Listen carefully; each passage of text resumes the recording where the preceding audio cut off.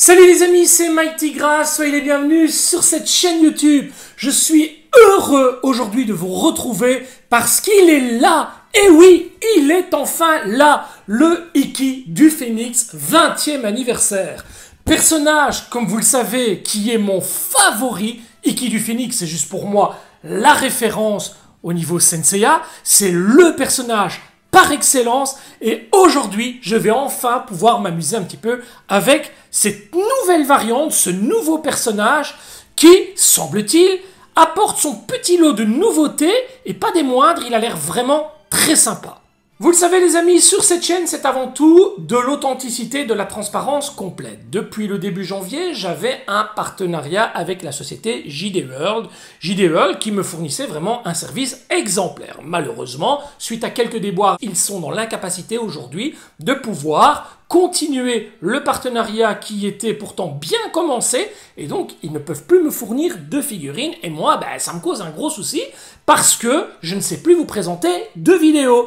J'ai donc dû trouver une alternative, et c'est donc la boutique Luna Park qui aujourd'hui prend le relais et m'enverra les figurines que je vous présenterai en version japonaise. Dans cette boutique, vous retrouverez bien entendu toutes les versions japonaises. Il y a plein d'autres choses, je vous invite vraiment à aller y jeter un œil. Il y a quand même des choses très intéressantes. Mais vous aurez également la possibilité d'y trouver toutes les exclusivités qui ne sortiront que sur le territoire japonais. Mais j'ai également pensé à vous, qui ne collectionnez pas les figurines japonaises et qui êtes plus orientés vers les figurines européennes. J'ai le grand plaisir de vous annoncer que j'ai également un partenariat en plus de cette boutique Luna Park au Japon avec la boutique Meat Factory implantée en Belgique. Meat Factory, c'est une boutique qui a déjà fait ses preuves, qui est vraiment exceptionnelle. Voilà, un service comme ça, un service à la clientèle au top.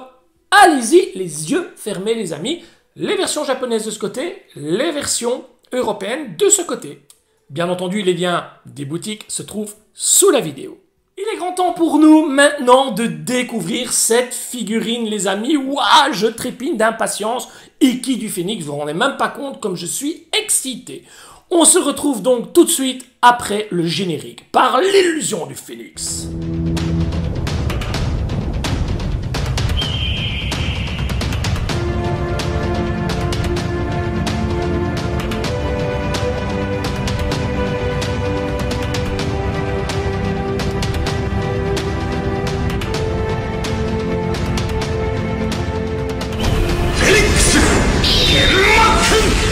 On ne déroge pas à la règle et c'est à nouveau une boîte illustrée par la talentueuse Michi Himeno que nous avons pour ce phénix. Un phénix de toute beauté sur la face avant avec des traits de crayon magnifiques, une couleur pastel incroyable, la forme objet sur le côté, tous les logos habituels avec bien entendu ici 20e anniversaire.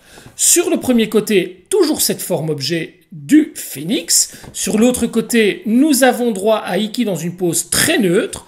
Sur l'arrière, une pose mi-offensive, mi-défensive pour Ikki.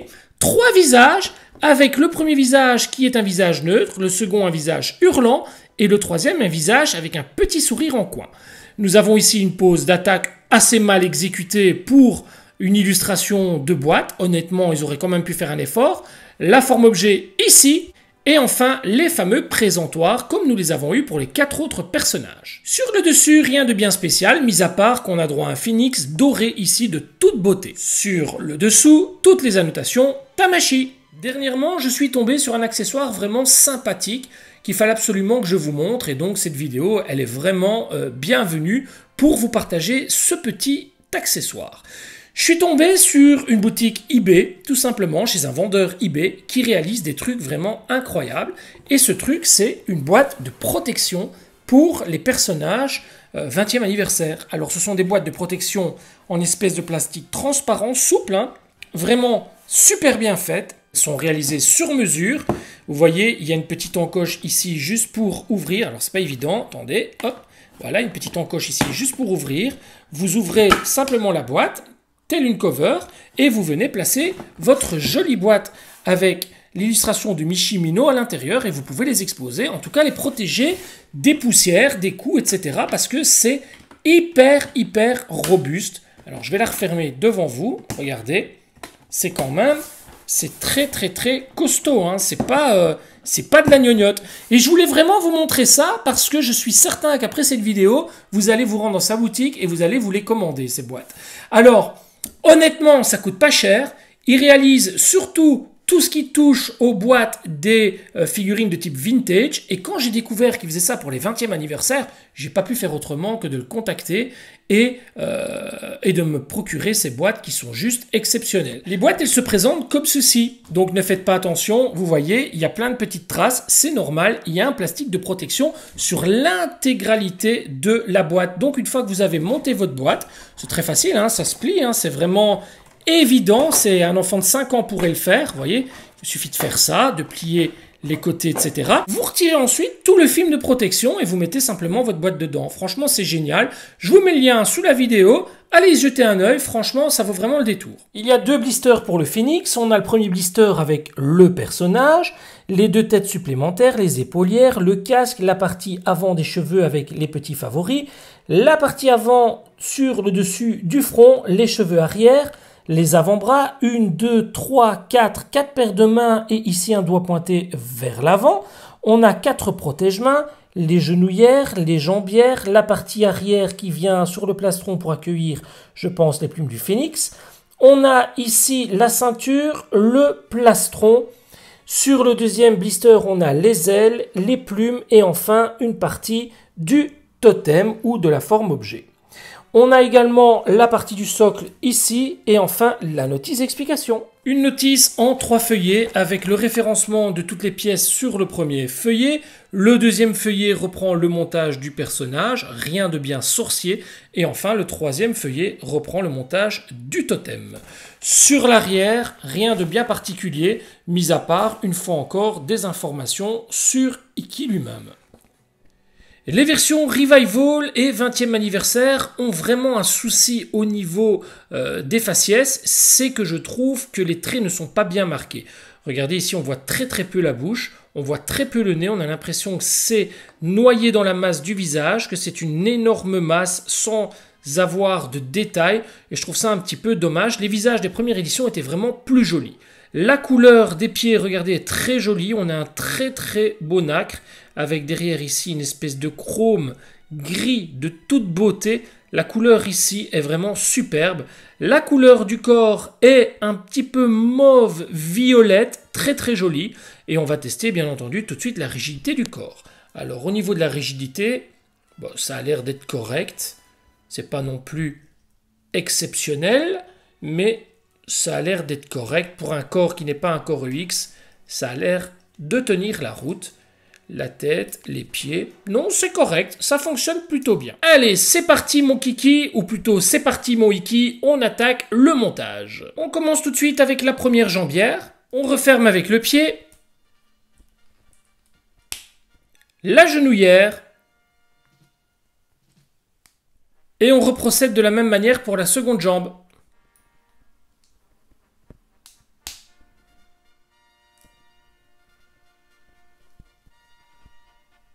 On continue avec l'avant-bras et dans un premier temps, on lui mettra le poing. On lui met directement le protège-main et on enchaîne tout de suite le deuxième bras.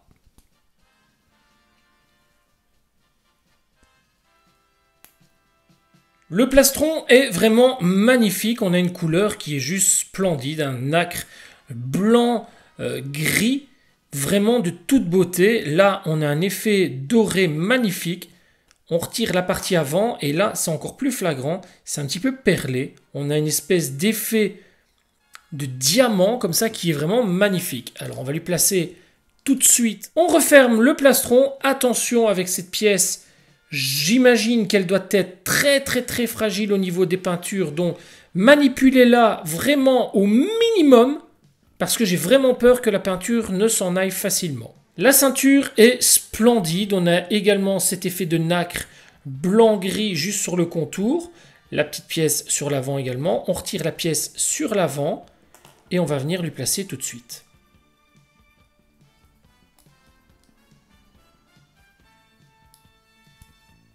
Vous venez ensuite placer cette pièce dans le dos pour accueillir les queues du Phénix et ensuite vous venez placer simplement les queues du Phénix dans les 3 petits trous correspondants.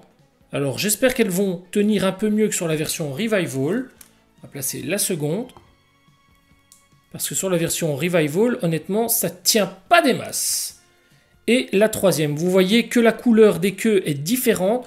On n'est pas sur un orangé, mais ici on est sur un doré avec un petit effet de rouge à l'intérieur. Elles sont très très jolies. Honnêtement, pour le moment, la couleur est vraiment splendide, hein. C'est vraiment une couleur magnifique pour ce Iki. Ensuite, on doit venir refermer au niveau du dos avec cette petite pièce qui est censée aplatir les queues et les faire tenir. J'espère que ça va bien tenir. Et nous pouvons à présent placer les épaulières. Alors elles sont très très très jolies, mais une fois encore, attention à la peinture. Toujours avec des mains de Lego. On récupère la petite partie qu'on vient mettre à l'arrière. Alors ne vous en faites pas, ça fait ridicule, mais ça se place comme ça. Vous venez ensuite placer la petite mèche sur le front, juste comme ceci. Vous la coincez en dessous de la petite tige. Vous récupérez la partie arrière de la chevelure et vous la placez autour du cou d'Iki. Le casque est vraiment très très très joli, mais attention, j'ai déjà des petits soucis de peinture. Donc il faut vraiment faire attention. Vous voyez ici, on voit déjà que la peinture est partie. Donc attention, on retire la partie avant, on écarte le casque, on récupère la tête et on vient placer le casque calmement. Il faut vraiment faire attention pour ne pas abîmer la peinture. Bien le placer. Voilà, ici c'est bon. Ouais, ça a l'air joli, hein. Voilà.